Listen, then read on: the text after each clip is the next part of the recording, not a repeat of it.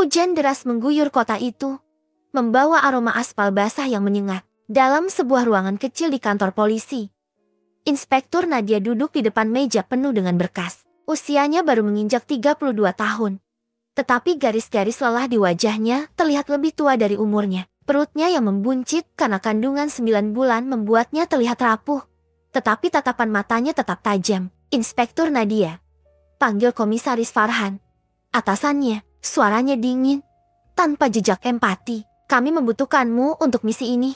Hanya kau yang bisa melakukannya. Nadia menatapnya dengan ragu, menggenggam sisi meja untuk menopang tubuhnya yang terasa berat. Tapi, Pak, kondisi saya hanya tinggal menunggu waktu untuk melahirkan. Bagaimana jika terjadi sesuatu pada saya atau bayi saya? Farhan menghela napas, lalu menyodorkan sebuah berkas ke meja. Kau tahu betapa pentingnya ini. Mereka tidak akan curiga pada seorang wanita hamil. Kau sempurna untuk tugas ini. Nadia merasakan dada dan perutnya semakin sesak. Ia tahu tugas ini tidak masuk akal. Tapi apa yang bisa ia lakukan? Penolakan hanya akan membuat posisinya terancam. Ia menunduk, menatap perutnya yang bergerak pelan. Si kecil di dalamnya menendang lagi, seperti memprotes keputusan yang belum ia buat. Baik, Pak, jawabnya akhirnya, dengan suara yang nyaris tak terdengar. Malam itu, Nadia mempersiapkan dirinya untuk misi. Ia mengenakan kemeja longgar yang cukup untuk menyembunyikan rompi anti peluru di baliknya. Saat ia mencoba memasang sepatu,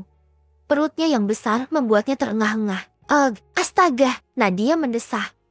Keringat dingin mengalir di pelipisnya. Kaki dan punggungnya terasa seperti ditusuk jarum. Tetapi ia tetap memaksakan diri. Tidak ada seorang pun yang membantu. Di balik pintu, ia bisa mendengar beberapa rekan kerjanya tertawa, seperti tidak peduli dengan kesulitannya. Setelah semuanya siap, Nadia melangkah keluar ke dalam hujan malam itu. Ia ditemani 2 rekan, Ardi dan Bima, tetapi tidak ada dari mereka yang benar-benar peduli pada kondisinya. Inspektur, kau harus tetap tenang. Jangan bikin masalah di sana, ucap Bima dengan nada sinis. Nadia hanya diam, menggigit bibirnya untuk menahan komentar. Mereka bertiga masuk ke dalam van yang akan membawa mereka ke lokasi transaksi narkoba di sebuah gudang tua. Saat tiba di gudang, rasa sakit mulai menyerangnya dengan lebih intens. Perutnya terasa seperti diremas dari dalam, dan punggungnya seperti akan patah. Ia memegangi dinding van, mencoba bernapas perlahan. Erangnya, mencoba mengatur napas di tengah kontraksi yang mulai terasa. Hei, kau baik-baik saja, Bu? Tanya Ardi. Tapi bukan karena peduli. Nada suaranya lebih seperti khawatir Nadia akan mengacaukan misi. Aku baik-baik saja, jawab Nadia dengan napas terputus-putus, meskipun wajahnya sudah pucat pasi. Bagus, jangan bikin masalah, balas Ardi singkat. Ketika mereka masuk ke dalam gudang, Nadia mencoba tetap fokus. Para pengedar narkoba sudah berkumpul, dan tatapan mereka langsung tertuju pada wanita hamil yang berjalan tertatih-tatih di belakang timnya. Salah satu dari mereka, seorang pria gemuk dengan bekas luka di wajah, terkekeh. Apa-apaan ini? Polisi kirim wanita hamil untuk menangkap kami. Ini lelucon. Ya, Nadia berusaha menahan emosinya. Ia tahu kehamilannya membuatnya terlihat lemah, tetapi ia tidak punya pilihan. Saat percakapan berlangsung, ia merasakan kontraksi yang lebih kuat, membuat tubuhnya hampir roboh. Ia mengerang pelan, mencoba untuk tidak menarik perhatian. Namun, salah satu dari pengedar itu memperhatikannya. Hei, kau baik-baik saja, Bu? Jangan sampai kau melahirkan di sini. Ya, tawa mereka meledak. Sementara Nadia hanya bisa menunduk, menahan rasa sakit yang semakin menggila. Tangannya secara refleks memegang perutnya yang seakan memberontak. Mungkin seharusnya kau pulang dan melahirkan saja, Bu Polisi, ejek pria lain. Ini bukan tempat untuk wanita sepertimu. Misi ini ternyata hanya jebakan. Tidak ada rencana untuk menangkap pengedar itu. Mereka sudah tahu kedatangan polisi dan hanya ingin mempermainkan Nadia. Di tengah situasi yang semakin kacau, Nadia mulai menyadari bahwa semua ini dirancang oleh atasannya untuk menyingkirkannya secara halus. Namun, ia tidak bisa mundur. Ia harus menyelesaikan ini, meskipun tubuhnya sudah di ambang batas. Di sela-sela rintihan dan peluh yang membasahi wajahnya, Nadia hanya bisa berdoa agar ia dan bayinya bisa selamat malam ini. Gudang tua itu semakin sunyi. Hanya suara hujan deras di luar yang menemani ketegangan di dalam ruangan. Nadia berdiri dengan tubuh gemetar. Tangannya menggenggam perut yang terus berkontraksi. Rasa sakitnya kian menjadi jeti. Tetapi tidak ada pilihan untuk menyerah. Fokus. Nadia. Bisiknya pada diri sendiri. Napasnya pendek-pendek. Keringat bercucuran di pelipisnya. Menandakan perjuangan yang begitu nyata. Di depannya, para pengedar narkoba masih tertawa.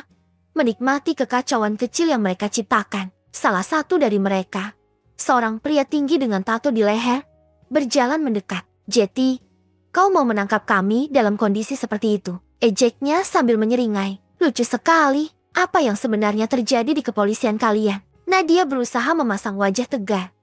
Meskipun tubuhnya hampir tidak kuat menahan rasa sakit. Diam dan serahkan diri kalian, katanya dengan suara bergetar. Serahkan diri? Pria itu tertawa keras. Diikuti oleh kelompoknya. Kau bahkan tidak bisa berdiri tegak. Bu polisi, di sisi lain ruangan, Ardi dan Bima mulai panik. Mereka tidak menyangka bahwa para pengedar ini sudah mengetahui kedatangan mereka. Tapi, bukannya membantu Nadia. Mereka hanya saling menyalahkan. Ini semua salahmu. Ardi, kau bilang kita akan mudah menangkap mereka. Geram Bima. Diam, ini bukan saatnya berdebat. Balas Ardi, mengeluarkan pistolnya. Nadia mendengar percakapan itu. Tetapi rasa sakit di tubuhnya membuat fokusnya terpecah. Ia menggigit bibirnya keras-keras. Berusaha menahan teriakan saat kontraksi berikutnya menyerang. Rintihnya pelan. Hampir seperti sebuah jeritan yang tertahan. Bima mendekat padanya. Inspektur, kau seharusnya tidak ada di sini. Lihat dirimu. Kau hanya menjadi beban. Kata-kata itu seperti pisau yang menusuk hati Nadia. Ia tahu dirinya tidak diinginkan di sini. Namun, ini adalah perintah, dan ia harus menyelesaikannya. Ketika para pengedar mulai bergerak menuju Nadia dan timnya, ia memutuskan untuk mengambil alih situasi. Dengan sisa tenaganya, ia mengangkat senjatanya dan mengarahkan langsung ke pemimpin kelompok itu. Berhenti, serunya. Meskipun suaranya serak, pria bertato itu hanya terkekeh. Apa yang akan kau lakukan? Bu polisi, menembakku sambil melahirkan. Nadia menarik pelatuknya sedikit, mencoba menunjukkan bahwa ia serius. Jangan coba-coba, tapi rasa sakit yang tak tertahankan tiba-tiba menyerangnya lagi. Ia terjatuh berlutut. Pistolnya hampir terlepas dari tangannya. Kontraksi ini berbeda lebih kuat, lebih mendesak. Nadia sadar bahwa bayinya mungkin akan lahir kapan saja. Tidak sekarang. Tolong, rintihnya. Air mata mulai membasahi pipinya. Hei, apa dia mau melahirkan di sini? Salah satu pengedar itu bertanya dengan nada bercampur panik dan ejekan. Namun, situasi semakin memburuk. Ketika Nadia mencoba berdiri lagi, pria bertato itu mengarahkan senjata padanya. Sudah cukup lelucon ini. Kau, keluar dari sini. Kau terlalu lemah untuk melawan kami. Tapi sebelum ia sempat menarik pelatuk, tembakan terdengar dari belakang. Peluru mengenai dinding di dekat pria itu, membuatnya tersentak mundur. Ardi dan Bima akhirnya mulai bertindak. Turunkan senjata kalian. Sekarang, seru Ardi. Suasana berubah menjadi kacau. Para pengedar mulai melawan, melepaskan tembakan ke arah tim polisi. Di tengah baku tembak, Nadia mencoba mencari perlindungan. Tetapi rasa sakitnya menghambat setiap gerakan. Ia terduduk di sudut ruangan, memeluk perutnya dengan erat. Astaga, tolong. Suaranya penuh rasa sakit, tetapi tidak ada yang mendengarkan. Peluru berdesingan di sekitarnya, dan ia hanya bisa berharap agar bayi di dalam kandungannya tetap aman. Air matanya mengalir deras. Tidak tahu apakah ia bisa melewati malam ini hidup-hidup. Baku tembak akhirnya mereda setelah beberapa menit yang terasa seperti sahabat. Para pengedar berhasil dilumpuhkan. Tetapi Nadia hampir tidak bisa bergerak. Kontraksi semakin kuat, dan air ketubannya mulai pecah. Ardi berjalan mendekatinya. Terlihat canggung. Inspektur, kau baik-baik saja? Nadia hanya bisa menatapnya dengan tatapan penuh kemarahan dan putus asa. Apa, kau pikir aku baik-baik saja? Katanya terputus-putus di antara rangan. Bima mendekat. Wajahnya terlihat panik. Dia akan melahirkan. Kita harus membawanya ke rumah sakit sekarang. Tidak ada waktu, seru Nadia. Tolong, bantu aku. Di sini, malam itu, di tengah gudang yang dingin dan basah, Nadia terjebak dalam dua pertempuran antara nyawanya dan nyawa anaknya yang akan lahir. Tidak ada yang peduli pada rasa sakitnya, kecuali dirinya sendiri. Malam itu seperti mimpi buruk tanpa akhir. Hujan deras terus mengguyur, menambah kesuraman situasi. Di sudut gudang yang dingin dan gelap, Nadia berjuang untuk tetap sadar. Tangannya memeluk perutnya yang terus berkontraksi, sementara pandangannya kabur akibat rasa sakit yang luar biasa. Tolong, erangnya pelan. Tapi tidak ada yang benar-benar mendengarkan. Ardi dan Bima mendekatinya setelah memastikan para pengedar narkoba sudah dilumpuhkan. Keduanya terlihat canggung dan tidak tahu harus berbuat apa. Dia benar-benar akan melahirkan, kata Bima. Panik, kita harus membawanya ke rumah sakit sekarang. Bagaimana caranya? Gudang ini jauh dari mana-mana. Dan hujan membuat jalanan tidak bisa dilewati, balas Ardi dengan nada frustrasi. Nadia mencoba bangkit, tetapi tubuhnya terasa seperti dihancurkan dari dalam. Tidak ada waktu. Bawa aku ke tempat yang aman. Sekarang, katanya dengan sisa tenaga. Bima mengangkat tangannya, mencoba menenangkan Nadia. Tenang, Bu, kami akan mengurus ini. Namun, kata-kata itu kosong. Tidak ada tindakan nyata. Mereka hanya berdiri di sana, bingung dan ketakutan. Beberapa menit kemudian, kontraksi semakin kuat, membuat Nadia kehilangan kendali. Ia menggigit bibirnya keras-keras. Tetapi rasa sakit itu terlalu besar untuk ditahan. Tidak, astaga, tolong, jeritnya. Air matanya mengalir deras, mencerminkan ketakutan dan keputusasaan yang mendalam. Ardi akhirnya memutuskan untuk bertindak. Bima, bantu aku. Kita harus melakukan sesuatu, atau dia akan melahirkan di sini. Mereka berdua membantu Nadia berpindah ke tempat yang lebih aman di sudut gudang. Dengan sisa-sisa perlengkapan medis darurat yang ada di tas mereka, mereka mencoba membuatnya nyaman. Tapi situasinya jauh dari nyaman, dingin, basah, dan penuh dengan ancaman. Saat Nadia terbaring di atas selimut darurat, ia memikirkan bayi yang ada di dalam dirinya. Ia merasa bersalah. Bagaimana bisa ia membiarkan dirinya dan anaknya berada dalam situasi ini? Namun, penyesalan itu tidak ada gunanya sekarang. Ia harus bertahan. Tolong, cepat lakukan sesuatu. Suaranya penuh dengan kesakitan. Bima memegang tangannya, mencoba menenangkannya meskipun jelas ia tidak tahu apa yang harus dilakukan. Tahan. Bu, kau kuat. Kau pasti bisa melewati ini. Namun, Nadia tidak merasa kuat. Tubuhnya lemah, hampir menyerah. Ia merasakan bayinya mulai bergerak ke posisi siap lahir, membuat rasa sakit itu menjadi tak tertahankan. Aku tidak bisa. Erangnya hampir pingsan. Tidak, kau harus bertahan. Nadia, teriak Ardi. Suaranya terdengar seperti perintah, tetapi ada sedikit nada kepanikan di dalamnya. Hujan di luar semakin deras, seolah ikut menangisi penderitaan Nadia. Ia menatap langit-langit gudang yang gelap, berharap ada keajaiban yang datang untuk menyelamatkannya. Tapi keajaiban itu tidak pernah datang. Hanya dirinya sendiri yang bisa menyelamatkan nyawanya dan nyawa anaknya. Aku harus melahirkan sekarang, katanya dengan suara lemah. Ardi dan Bima saling pandang. Ketakutan tergambar jelas di wajah mereka. Kami tidak tahu caranya, seru Bima. Tidak ada pilihan lain. Kalian harus membantuku, ucap Nadia dengan tegas, meskipun napasnya tersengal-sengal. Ia tahu bahwa jika mereka tidak bertindak sekarang, nyawanya dan nyawa bayinya akan terancam. Dengan arahan Nadia, mereka mulai membantu proses persalinan darurat di tengah gudang tua itu. Sementara itu, rasa sakit yang dirasakan Nadia mencapai puncaknya, membuatnya berteriak keras. Tolong, cepat, aku tidak tahan lagi, jeritnya. Tubuhnya berguncang hebat karena kontraksi. Malam itu, di antara peluh, darah, dan air mata, Nadia berjuang antara hidup dan mati. Tidak ada dokter, tidak ada peralatan medis yang memadai, hanya dia, dua rekan yang tidak berpengalaman, dan kekuatan seorang ibu yang tidak ingin menyerah. Gudang itu kini senyap setelah kekacauan sebelumnya. Hanya suara hujan yang masih menderu di luar mengiringi penderitaan Nadia. Tubuhnya menggigil di atas selimut darurat yang tipis. Tangan memegangi perutnya dengan erat. Napasnya terengah-engah, dan rintihan pelan keluar dari bibirnya yang pecah-pecah.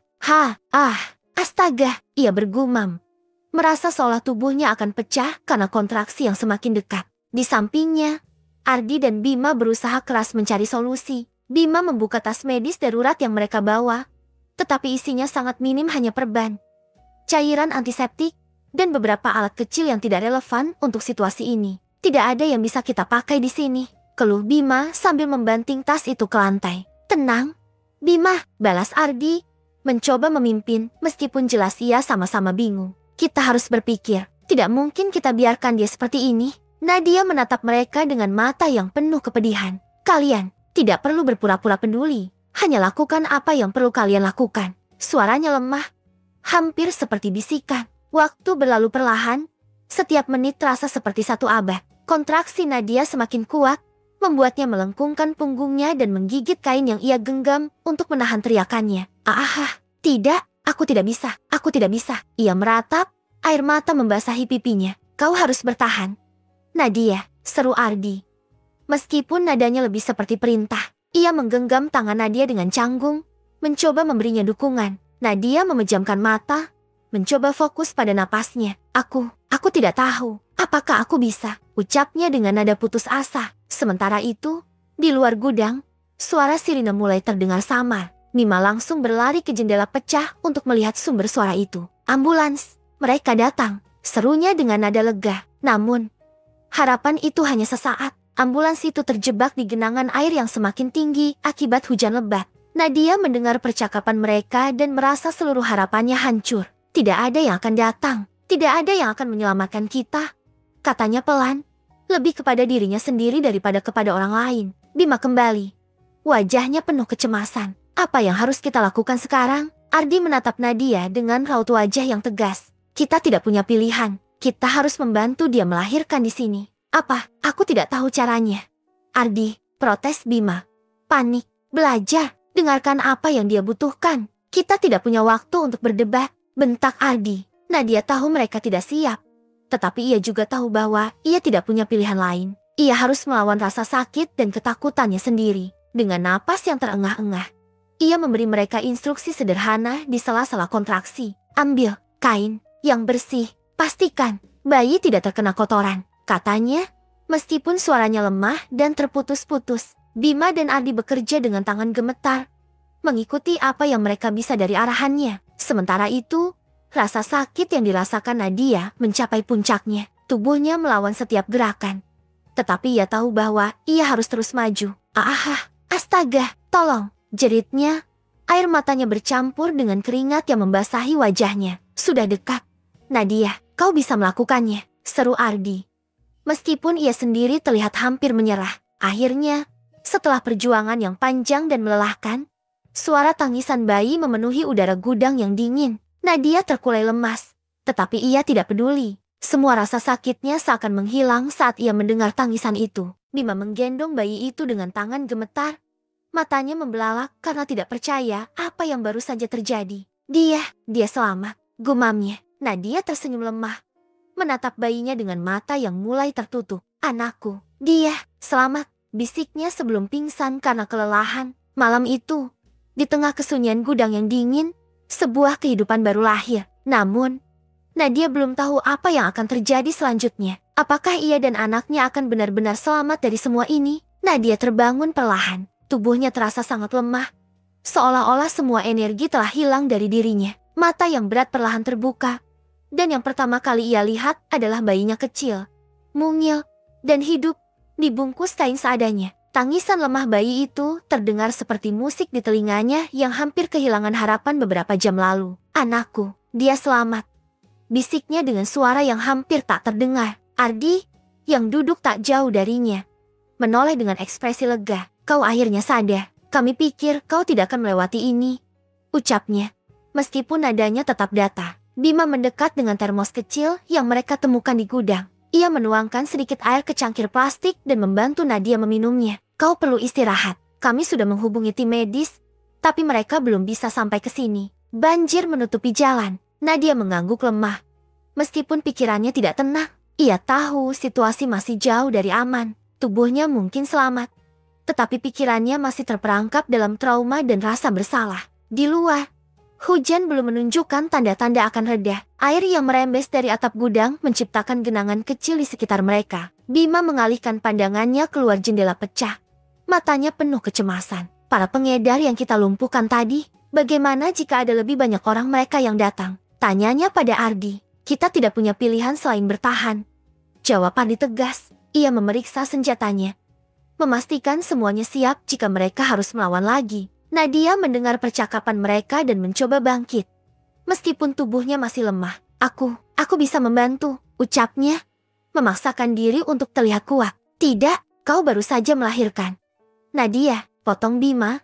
Nadanya mencerminkan kekhawatiran yang tidak biasa. Aku ini polisi, jawab Nadia dengan lirih tapi penuh tekad. Aku tidak akan membiarkan kalian menghadapi bahaya sendiri. Namun, Sebelum ia bisa berdiri sepenuhnya, rasa pusing menyerangnya, membuatnya terjatuh kembali ke selimut darurat. Ardi langsung menghampirinya, mencoba menenangkan. Kau sudah melakukan cukup banyak, Nadia. Sekarang giliran kami yang melindungi kau dan anakmu, kata Ardi dengan nada lebih lembut dari biasanya. Waktu terasa berjalan lambat. Hujan masih deras, menciptakan suara monoton yang mengisi kesunyian di gudang itu. Nadia memandang bayi di pelukannya. Tangannya membelai lembut pipi mungil itu. Air mata kembali mengalir. Bukan karena kesakitan, tetapi karena kelegaan. Aku tidak akan membiarkan siapapun menyakitimu, bisiknya pada bayinya. Namun, keheningan itu segera pecah oleh suara mesin yang mendekat dari kejauhan. Ardi dan Bima langsung siaga, mengambil posisi di belakang tumpukan peti untuk berjaga-jaga. Nadia merasakan jantungnya berdegup lebih cepat. Ia tahu bahwa mereka belum benar-benar keluar dari bahaya. Lampu dari kendaraan besar menyorot masuk ke dalam gudang melalui celah pintu yang terbuka. Suara langkah kaki yang berat menggema, menciptakan ketegangan di udara. Ardi melirik Nadia dan memberi isyarat agar ia tetap diam. "Siapa di sana?" teriak Ardi. Suaranya memantul di dinding gudang. Tidak ada jawaban. Hanya suara langkah yang semakin mendekat. Nadia merapatkan bayi di pelukannya. Tubuhnya kembali diliputi ketegangan yang menyakitkan. Beberapa detik yang terasa seperti sahabat berlalu sebelum akhirnya sosok berseragam memasuki pandangan mereka. Itu adalah tim medis dan bala bantuan polisi. Ardi dan Bima menurunkan senjata mereka dengan lega. "Kami terlambat," ujar salah satu petugas medis sambil menatap kondisi Nadia yang terlihat lemah. "Ayo, kita bawa dia ke rumah sakit sekarang." Bima dan Ardi membantu mengangkat Nadia ke atas tandu. Ia masih memegang erat bayinya, tidak ingin melepaskannya meskipun tubuhnya lelah. Ketika tandu diangkat menuju ambulans, ia menatap kedua rekannya. "Terima kasih untuk segalanya," katanya dengan suara bergetar. Ardi dan Bima hanya mengangguk. Mereka tahu bahwa malam itu bukan sekadar sebuah misi yang kacau, tetapi juga awal dari perjuangan baru bagi Nadia dan bayinya. Saat ambulans melaju di bawah derasnya hujan, Nadia menutup matanya. Untuk pertama kalinya dalam beberapa hari, ia merasa aman. Tapi di balik rasa lega itu, ia tahu bahwa kehidupannya tidak akan pernah sama lagi. Tugas, tanggung jawab, dan trauma yang ia bawa akan selalu menjadi bagian dari dirinya. Namun, satu hal yang ia yakini, apapun yang terjadi, ia akan melindungi anaknya dengan segala cara, bahkan jika itu berarti menghadapi neraka yang lebih besar. 3 bulan telah berlalu sejak malam penuh badai di gudang tua itu. Nadia kini duduk di sebuah taman rumah sakit, memandangi bayinya yang tertidur di pangkuannya. Bayi itu tampak sehat, pipinya kemerahan, dan senyum kecil sesekali muncul saat ia tidur. Namun, di balik momen tenang ini, pikiran Nadia masih dibayangi oleh trauma dan kesakitan dari kejadian itu. "Nadia!" Suara yang familiar membuyarkan lamunannya. Ardi berdiri di sana, membawa seikat bunga dan sebuah kantong plastik kecil. "Kau terlihat lebih baik." Nadia tersenyum tipis. "Terima kasih. Dan terima kasih juga karena ada di sana malam itu. Aku tidak tahu apa yang akan terjadi kalau kalian tidak ada." Ardi duduk di bangku sebelahnya, menatap bayi Nadia dengan senyuman lembut. "Dia adalah simbol kekuatanmu. Kau melawan semua hal yang mustahil dan menang." Namun, Nadia tahu bahwa menang bukanlah kata yang sepenuhnya tepat. Kehidupannya telah berubah drastis. Tubuhnya masih merasakan dampak dari persalinan yang sulit itu, dan pikirannya masih terus dihantui oleh mimpi buruk. Ia bahkan sempat berpikir untuk meninggalkan pekerjaannya sebagai polisi. "Aku tidak yakin aku bisa kembali," kata Nadia akhirnya. "Aku merasa lelah, Ardi. Aku kehilangan kepercayaan pada diriku sendiri, pada sistem yang memaksa aku melakukan itu." Ardi terdiam sejenak, mencoba memahami apa yang dirasakan Nadia. "Nadia, aku tidak akan memaksa, tapi aku ingin kau tahu. Dunia membutuhkan orang-orang seperti kau. Orang yang berani, yang tidak menyerah, meski semua terasa melawan." Beberapa minggu kemudian, Nadia akhirnya membuat keputusan besar. Ia memutuskan untuk meninggalkan tugas lapangan dan mengambil peran di balik layar, melatih polisi muda dan mengawasi program-program pencegahan narkoba. Dengan ini, ia tetap berkontribusi pada perjuangan yang ia yakini, sambil memastikan dirinya dan anaknya tetap aman. Hari pertama di pekerjaannya yang baru, Nadia memasuki ruangan penuh dengan para rekrutan muda. Mereka menatapnya dengan rasa kagum dan rasa ingin tahu, mendengar cerita tentang keberaniannya. "Selamat pagi, nama saya Nadia, dan saya akan melatih kalian menjadi polisi yang kuat, tetapi juga penuh empati," katanya dengan suara tegas. Di saat itu, ia menyadari bahwa perjuangannya tidak sia-sia. Semua rasa sakit, ketakutan, dan pengorbanannya telah memberinya tujuan baru. Pada malam yang tenang, Nadia duduk di ruang tamunya sambil memandangi anaknya yang tertidur di boks bayi. Bayangan masa lalu masih kadang datang. Tetapi kini ia tahu bagaimana menghadapinya. Bayinya adalah sumber kekuatan baru. Pengingat bahwa ia mampu melewati semua rintangan. Saat ia mematikan lampu kamar dan berbaring di tempat tidurnya, ia tersenyum kecil. Akhirnya, untuk pertama kalinya dalam waktu yang lama, Nadia merasa damai.